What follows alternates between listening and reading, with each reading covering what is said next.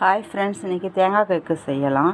அதுக்கு வந்து நான் இந்த கப்பால் 1 கப்பு இருந்தது தேங்காய் பூ. இதை லைட்டாக வறுத்து வச்சுக்கிட்டேன். இப்போ அதே கப்பால் 1 கப்பு சீனி எடுத்து வச்சுருக்கேன். 1 டம்ளர் கடல மாவு வச்சுருக்கிறேன். இப்போ தேங்காயை வறுத்துட்டேன். இப்போ அடுத்து கடல மாவு பச்சை வாசனை போகிற வரைக்கும் கொஞ்சம் நல்லா வறுத்துக்கோங்க. ரொம்ப அந்த 1 கப்பு சீனியை போட்டு அது நனைகிற அளவுக்கு தண்ணி ஊற்றிருக்கேன். இது ஒரு கம்பி பதியம் வந்ததும் நம்ம வந்து தேங்காய் துருவலை போடலாம். கொஞ்சம் பிசுப்பு தன்மை வந்துடுச்சு. இப்போ இப்போயே எடுத்து கொட்டிடலாம் தேங்காயை. இந்த அளவுக்கு கெட்டி பதம் வந்ததும் ஏலக்காய் தூளையும் போட்டுட்டு இப்போ வந்து வறுத்து வச்ச கடல மாவையும் சேர்த்து இதில் போட போகிறேன்.